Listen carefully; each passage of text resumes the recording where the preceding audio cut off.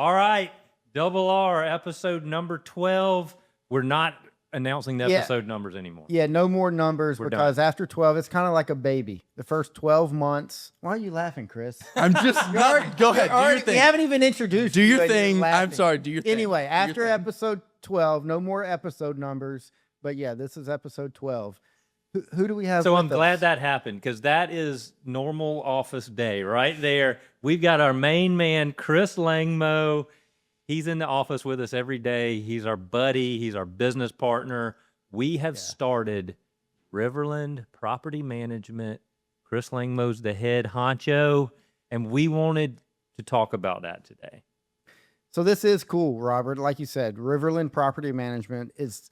It's not Greystone Properties. Greystone Properties, we help people buy, sell real estate. We help builders develop property. Riverland Property Management is the property management side of this. And Chris, you've been with us, what, 4 or 5 months now? And, yeah, probably about 5. You really have a vision for building a property management company.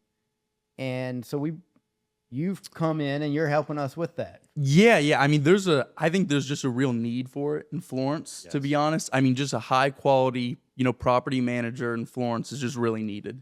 And, the biggest thing is obviously getting the most amount of money for the investor, possible. But, there's a balance because screening is super important. I mean, there's a lot of moving parts to it. So there's a balance for sure. But, I'm really excited. I mean, I think it's going to be great. And it flows well with everything you guys are already doing. With the home sales and with land and with everything else. I mean, I think it really flows well. I think what sets us apart, though, is Chris is full-time focused on property management. And that's what it takes to be great. You can't do sales, this, and 5 other things. If you're going to be the best at property management, that is your full focus. And Chris is totally focused on that. Well, and that's really the objective we have with Riverland Property Management is we want to be the best property management company in the PD and really take it beyond that after we fine tune the systems here in the PD. And so what do you think, Chris, sets a property management company apart, and what can we do as Riverland Property Management to do that? Yeah, I mean, the biggest thing is just taking as much pressure off of the property owner as possible. And that's handling the tenant screening, that's handling collecting the rent, collecting late fees, running the background checks. I mean, making sure the utilities are switched over, really just taking as much pressure off of them as possible.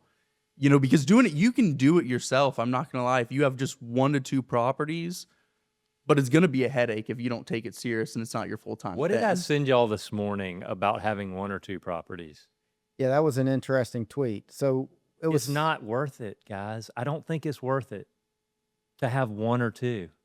Well, what do y'all think? But you've got to start somewhere. Yeah, but don't start planning on just having 2, I don't think.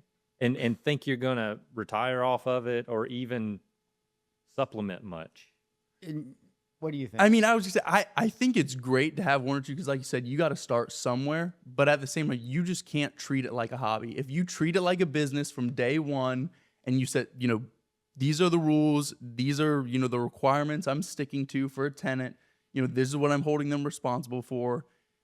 I think that takes a lot of the stress off of it. But if you're just shooting from the hip, not knowing what you're doing, that's a very different situation, you know? Well, and I think back to all 3 of us have rental properties, we own properties, and I think we all each have different visions for what we want those rental properties to accomplish. And so when me and my business partner, Colin Smith, started buying property in 2014, the vision we had was we wanted these properties to pay for our kids' college education. We've now got 2 kids in college. Is it doing it? It's doing it. That's awesome. It's doing it. We started in 2014. We bought 2 properties on Waverly, one for $28,000, one for $42,000. We sold those for double what we bought them for. We've kept it going. We own, 8, 10 properties now. So not a lot, but it is a lot to somebody who doesn't have any and who's looking to get one. But the vision was, can this one day pay for our kids' college? I think for you, you've got an even bigger vision for what you want your portfolio to look like.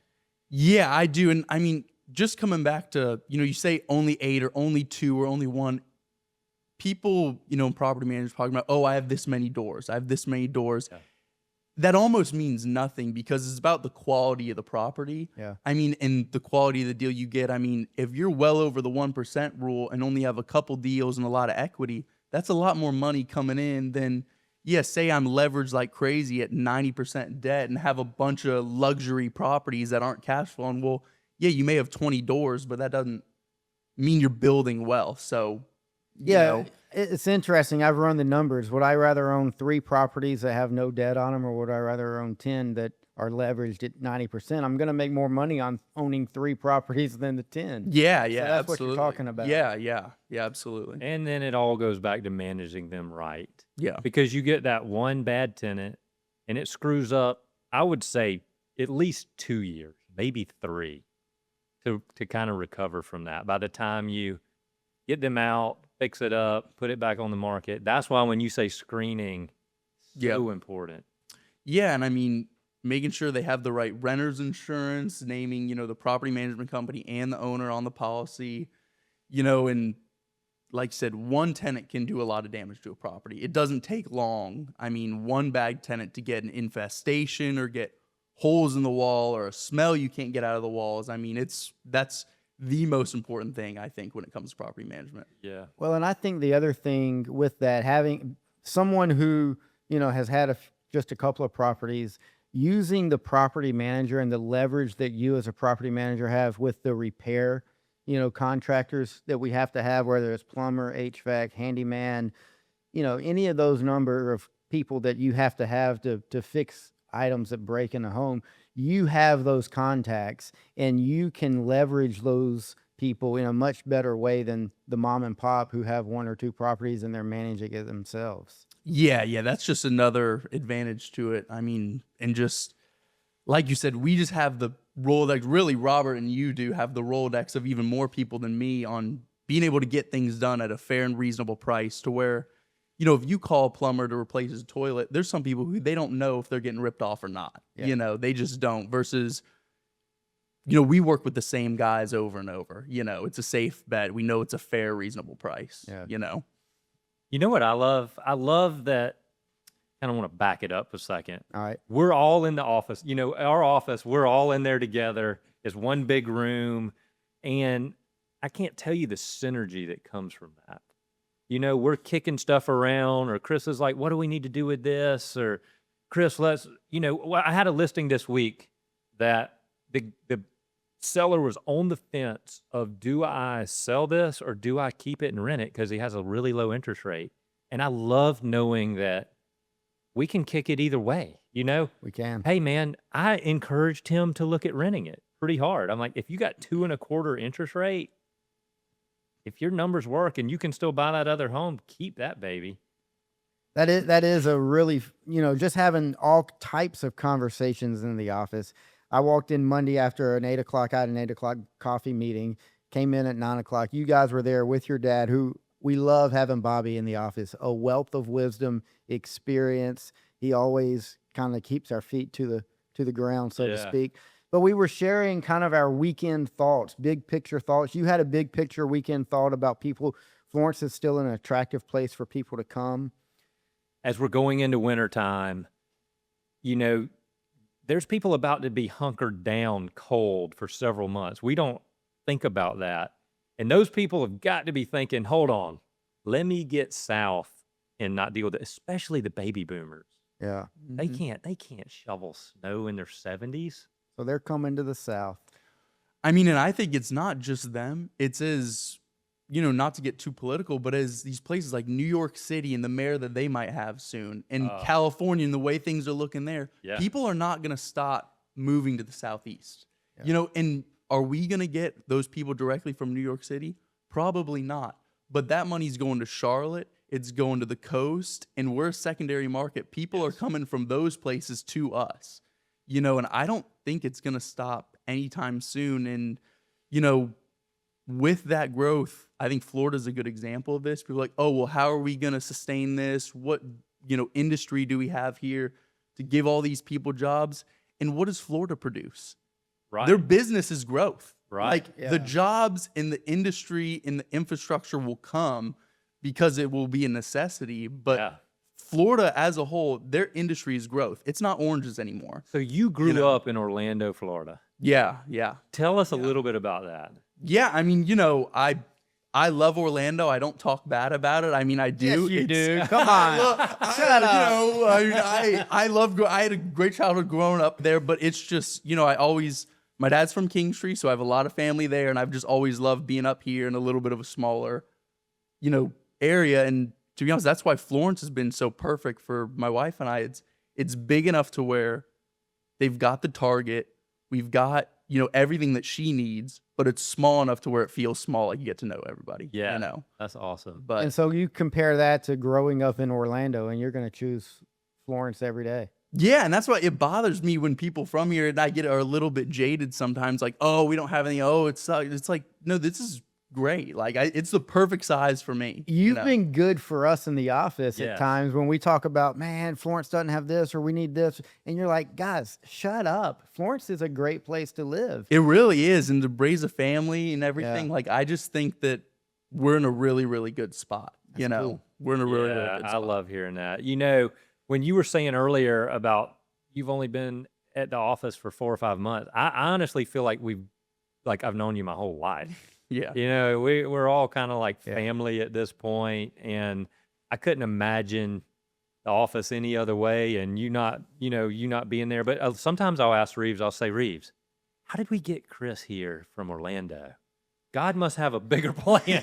I don't know. It still baffles your mind. Yeah. I mean, you come to me about once a month and you're like, why is this dude wanting to live? Because you had a ton of opportunity there. I mean, your family there. Yeah. You had a ton of opportunities you could have. I mean, done. and it wasn't like I came here with this grand plan. I kind of came here because I didn't have a plan. My plan was, Thank God. my dad was in the timber business, and so I was going to kind of help him with that. Obviously, I'm glad plans have changed from that. But We rescued you from that. but No, I don't want to take too much credit. yeah, but, I mean, you are a saint. You're getting It's all there, me, right? Yeah. Me and Robert. Right, Yeah. right. But no, I mean, like I said, I came up here because I really didn't know what I wanted to do after I graduated school. And Where'd you go to school? so I went to Florida State, go Noles, What is that? down with Miami. Oh, is that what that is? Yeah. The Florida But- State Hey, people. I will give you credit. You beat Alabama, which That's right. I always appreciate. We went 2 Anybody and 10 except for last year. Clemson Now, beating Vandy Alabama. almost beat them too. So Yeah. I mean, we went 2-10 last year, so we're already ahead of where we were. You're ahead of the game. But yeah, I mean, I The didn't. only issue I do have is you still talk trash about South Carolina, which Yeah, I mean, you've got to get on the classy bandwagon. football fans in South Carolina are normally Clemson fans, and then the not so classy are the Gamecock fans. That's bullcrap. That's that. I'm just telling you, You that's are what so it's, like from the outside no. looking I've in. got issues with that statement. Yeah. That's just bull. He can't defend it, but he's got issues with that. No, I can. It goes all the way back. I don't want to get off track, but you're talking about classy and Clemson. Come on now. Yeah, I mean, hey, Well, whatever. Clemson's tried to get classy here since they've had a good thing going, but that's falling apart. So it's not looking great right now. It's not Let's looking get great. back on track. You Yeah. were saying you went to Florida State. You had a good thing in Orlando, but you've come here. Yeah. I just came here to get into the timber business, and I decided to get my real estate license. It was like, well, there's a real opportunity to kind of divide some land up and sell hunt camps. Basically sell as recreation properties. Yeah. And so I got my license, and then the more I was kind of looking at it, I was like, well, I really like the idea of month to month. I think anybody in real estate can kind of understand this. Even agents who do single family, like having some guaranteed month to month, knowing what's coming in. And that's what made me think of rental properties, and that's kind of how I started to get into that. And so Riverland, we've already got how many properties under management? And we haven't even gone public yet. Yeah, we've got about 45 now. Yeah, so we've got Yeah. 45 properties under management just from not even going public. And with the podcast today, we're kind of letting the people know. We're also going to do some social media and begin to really grow the business. And our goal is to have thousands. And I feel like we've properties. set Yeah. up the cutting edge systems to do Yes. that. So like Chris in the office this week was like, all right, guys, get me some more, because he's got his arms around this 45 because we are setting it up right with the right systems. Yeah, the technology on Technology's changing the game. these softwares are just getting crazier and crazier on the ability it's able to do, reconciling your books in there. I mean, collecting rent, collecting late fees. It's all automated. I mean, it just saves me a lot of time. And I mean, there's even more coming than just that. And it's Oh, yeah. it's a huge asset for the property owner, especially. I mean, throughout the year as they're managing and handling tenant requests and repairs and things, but also then at tax time, it's a 1 or 2 page printout that you have for them and their books are reconciled. It's just a phenomenal asset.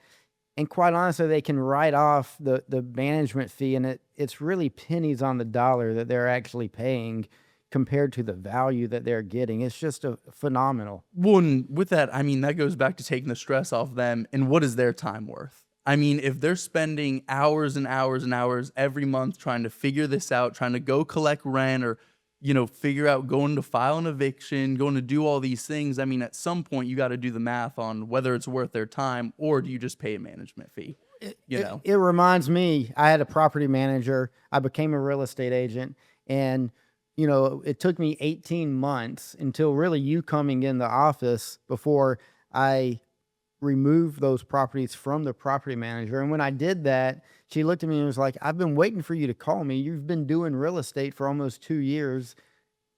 But it was so advantageous to let her continue to manage those properties until we had the systems in place, because I didn't want to take it on myself. Even though I was paying her a fee to manage properties, it was worth it. Yeah. Yeah. So Definitely. So the website's up, riverlandsc.com. You can see all the properties we've currently got available.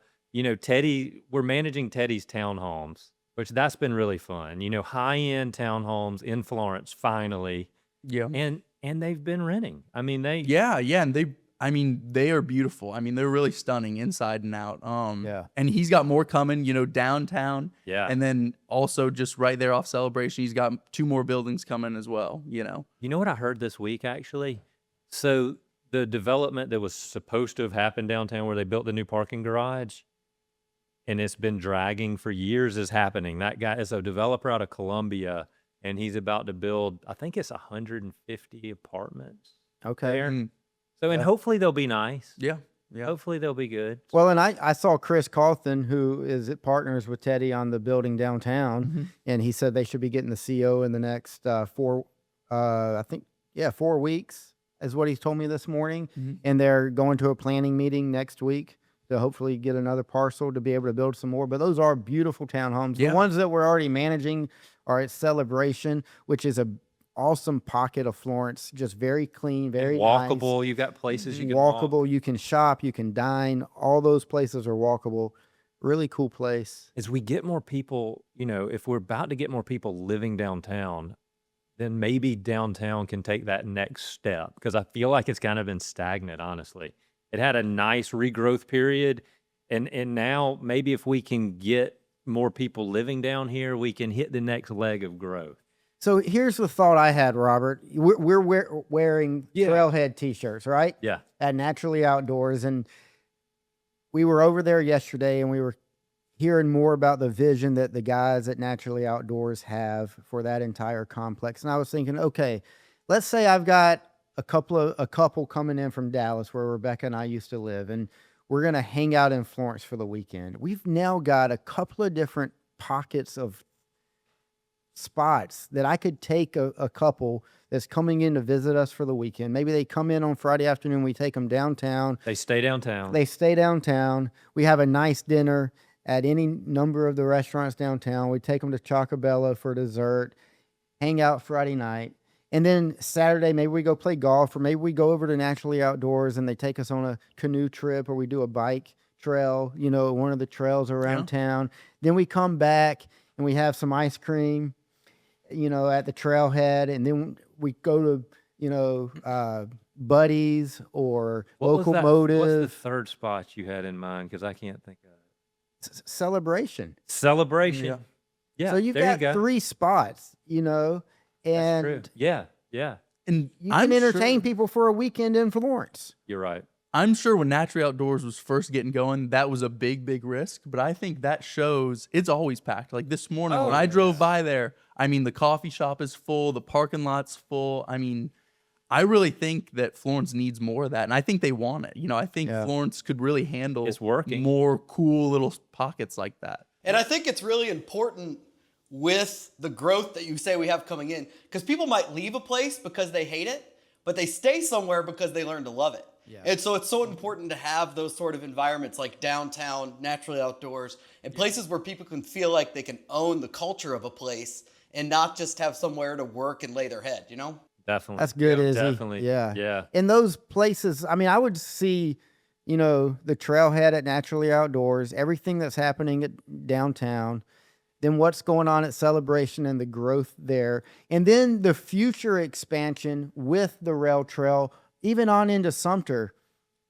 There's tremendous opportunity and activity, along with some really cool golf courses, not at the beach, but in Florence, in the PD. That there's a lot to love about this. And Oh yeah, absolutely. so Chris loves playing golf. We Yeah. we love playing at Florence Country Club. It's awesome. Reeves is going to join one day, soon. I might come off a little bit of money and join one day. You've got to convince me though. All right. Good.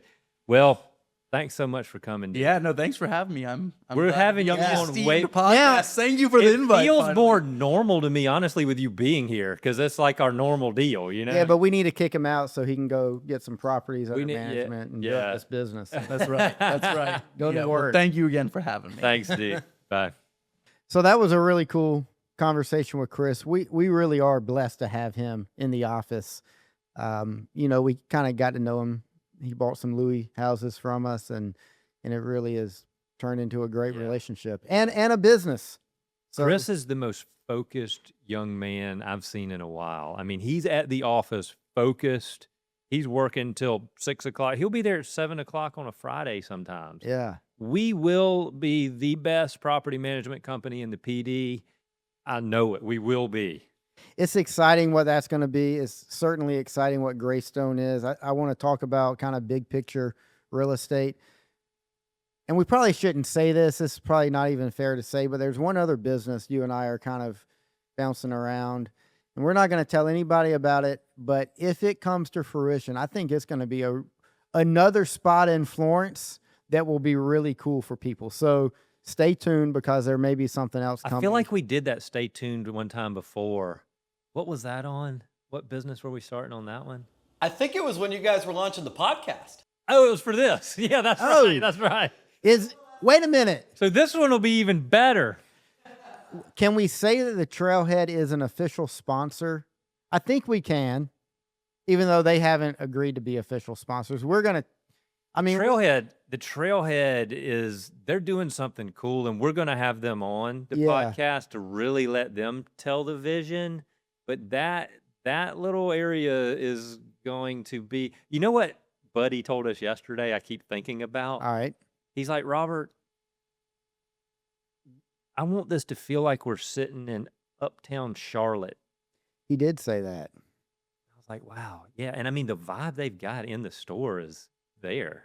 So I really hadn't been in this. I've been in the store, but I kind of, focused. I need some shoes, so I'm going straight back to the shoes. But yesterday we went over there to get the T-shirts and just kind of check in, see what was happening.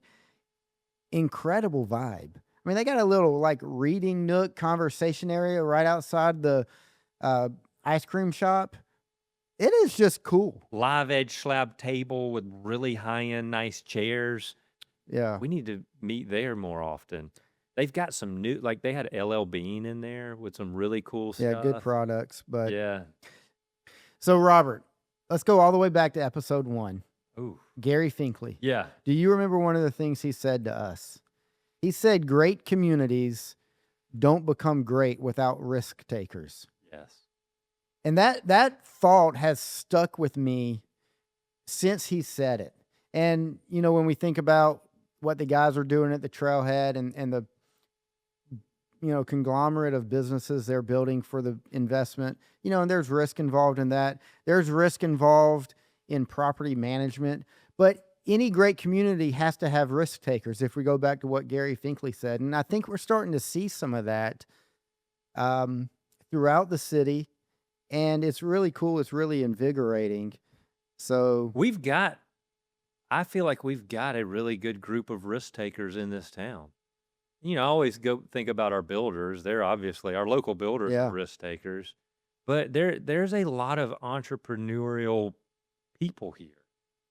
And so, we got to hopefully unlock opportunities and get things going. And hopefully, with interest rates coming down and different things going on big picture, I think it's going to unlock and some new growth is going to start popping up. So Izzy, I got a question for you. So if you just heard the conversation that me, Robert, and Chris were having, and so let's say you and Rebecca decided, hey, we want to maybe think about buying a rental property. What would you want to know about buying a rental property? What kind of questions would you have for us as you and Rebecca thought about, hey, maybe we could buy a rental property and it can help be a piece to our financial future? Yeah, that's a great question. I think I'd initially want to know what my upfront commitment was going to be. So like big picture numbers, what would I have to invest to start seeing fruit of it? Yeah. So what's the floor of my investment? And then also what risk am I looking at? What is it, high risk, low risk? And I think I'd want to know what my end goal was. So like, how do I develop a 5, 10, 15-year plan? Because when you and Colin got started, you had a vision in mind, and it was going to serve you specifically. And so what does it look like to develop that? Yes. What are your thoughts on that, Robert? I mean, because you and I love sitting down with people and helping them map out kind of a financial future within real estate and how real estate can bless their families. That's one of the big things we do at Greystone. Yeah, So what are your yeah. thoughts? Well, I think that's exactly right. You've got to have the end goal, the full plan, because if you don't, you're going to end up, you buy this and then maybe you get frustrated with that and then you go buy something different and you can end up with kind of like a mess almost. Yeah. That can very easily happen. So have a full picture plan of what you want to accomplish, and you need to have a real estate expert help guide you through it and help you understand the full picture numbers of owning real estate, because it's not just rent coming in and the payments due and property taxes. There's more numbers to figure in. Yeah, I think there's two things that it can frustrate me, quite honestly, and it can really hang up potential investors in real estate that I've seen over the years. And both go back to HGTV. I mean, I really despise HGTV because it's unrealistic. It makes everything look too easy. And so the first thing is the investor has to understand this is an investment. This isn't your personal home that you're going to decorate and make cute. And when you do that, one, it's unrealistic. It blows the budget. And the tenants are going to trash that. They don't care about that stuff. So you've purely got to look at the piece of property you're looking at buying as, does it make sense on paper? Does it pencil out profitability wise? And with that, like you said, Robert, you've got to not just look at the mortgage payment. If you've got a mortgage payment, you've not just got to look at what cash you're having to outlay to buy the property. You've got to look at property taxes. And we're going to talk a lot more about property taxes on the next episode. You've got to look at vacancy rates, repair cost, try to understand future appreciation, all types of things that come into buying a piece of property. But you cannot allow kind of this, oh, it's so cute, it's got a yellow front door, and I've always dreamed about owning a property with a yellow front door. That will murder you if that's the prism in which you're looking at property. But now do you think the Airbnb opportunity is still in Florence? I'm 50-50 on it. And that's coming from a guy who owns several Airbnb, or we own several. Your fingers on the pulse of that market. Yeah, and I have people I had a guy last week asking me about that. And if I was buying rental property today, and I'm not going to put it in an Airbnb. There is potential for a little bit more upside, but the upfront costs are higher. The vacancy rate is much higher. And as you see, our two hospital systems working very hard to reduce the travel nurse Yeah. population. That's not good for your Airbnb economy in Florence. And as you see the battery plant pull out, which, we think it's coming back, and that's going to help the Airbnb market. But if you don't have construction workers coming in and you don't have healthcare workers coming in, the 30 to 90-day rental market in Florence, where Airbnb in Florence thrives, slows to a trickle. There's not people coming here for vacation. Buc-ee's, I think. I think they come to They might Buc-ee's. come stay for a Buc-ee's overnight. I mean, wouldn't you? I heard here the brisket sandwich is pretty good. Ooh, yeah, it's good. Yeah, It's so good. that's the other thing though. When you evaluate a property, and let's say you can rent it for $2,400 on Airbnb and it rents for $1,750 traditional, you want to make sure that everything pencils out, Izzy, at $1,750, not at $2,400. Now there's going to be a lot more carrying costs, so that's not all straight profit. The difference between those two numbers, but you've got to make sure it's going to pencil out at $1,750. But again, just the opportunity for us to sit down and across from a husband and wife who are thinking about getting into this. They understand the vision they have. They have a long-term goal of, hey, we want this to help pay for our kids' college, or we want this to be supplemental income in retirement, or hey, we want this to be supplemental income today. All those are very different conversations, very different goals, and depending on the goal that client brings to us, depends on the counsel we give them. I'll tell you one interesting big picture thought, though. So if you take somebody that had $50,000 sitting in their bank account 8 years ago, okay, and they said, no risk for me, I'm not dealing with all of it, I'm leaving this money safe in my bank account 8 years ago. And then you took somebody that invested $50,000 in a rental house 8 years ago. I'd love to do a study on the difference. That 50 in the bank account is now worth probably 30, and that house probably appreciated 30,000 over that 8-year period. If it was just in a money market, savings type account, yeah. I mean, real buying power, that 50,000 is definitely 30. The dollar is really weak, and that's where rental property investing is a storehouse of wealth. And you capture the appreciation. Exactly. But as we continue to have an inflationary climate, owning real estate, you get to ride the inflationary dollar up, which is a huge benefit. When you factor that and understanding the tax advantages, specifically for certain people, income, how they treat their income, there's some major tax advantages. Especially with the passing of the big, beautiful bill that Trump did and Republicans in Congress. 100% depreciation. Again, you need to talk to a CPA about that to understand the nuances of that. But massive. Trump's a real estate guy. Yeah. So it makes sense to buy real estate while he's in office because he wants to help the real estate guys out.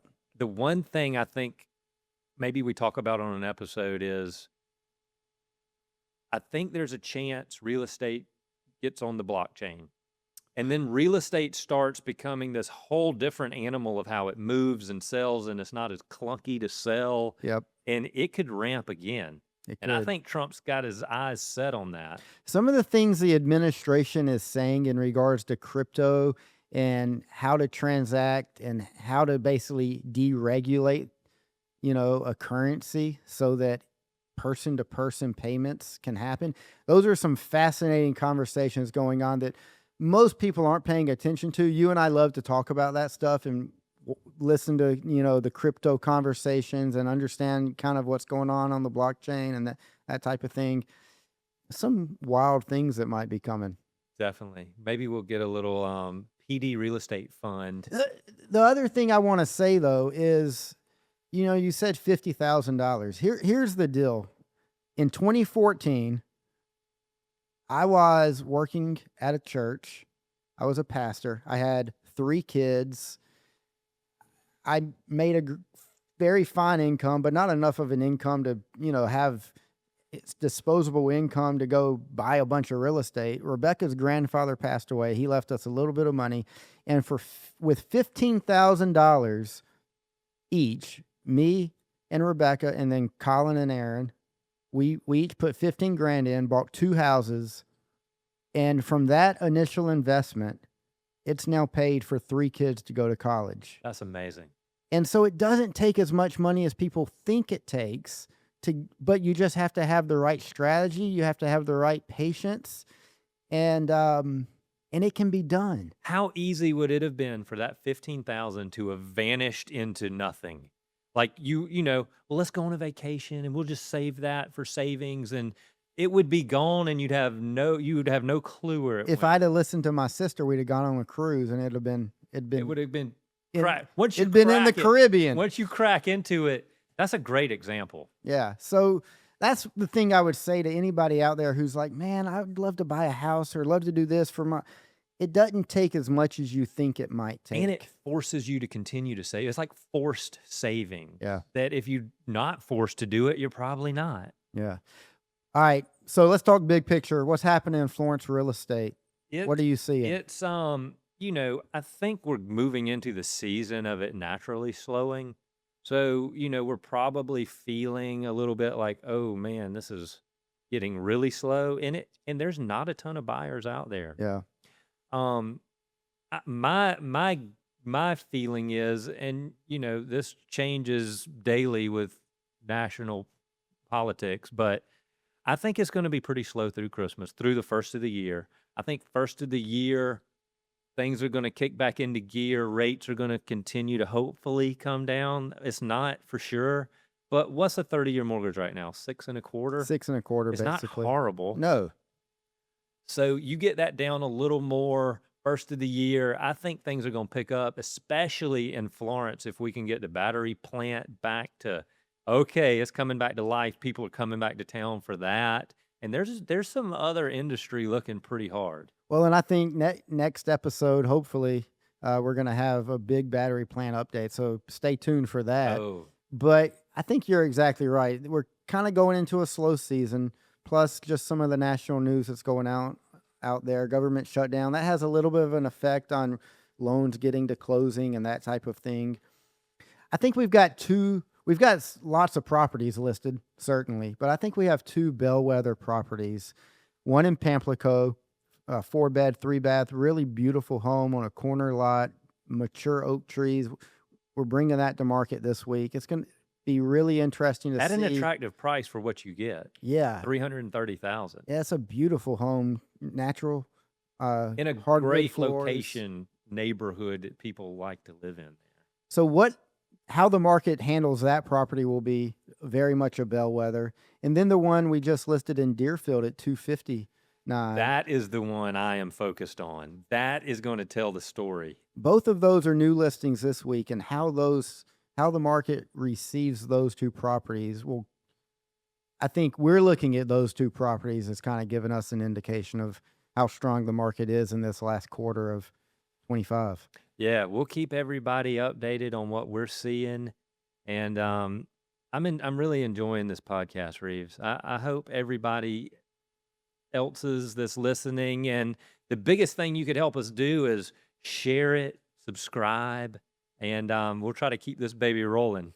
Yeah, definitely like, share, subscribe. Not every episode is for everybody. We get that, but we're talking about things that are happening in Florence. We're talking about real estate that impacts everybody in Florence. And if there's somebody you want to see on the podcast, let us know. We'll reach out to them. We'd love to have them on the podcast. But yeah, this has been a lot of fun. I can't believe we've finished episode 12, and we've been doing this for a little bit of time now, and we're going to keep doing It's it. only because of Izzy. Izzy is the driving force. The Thank you man. for everything, Iz. We'll see you next week, bro.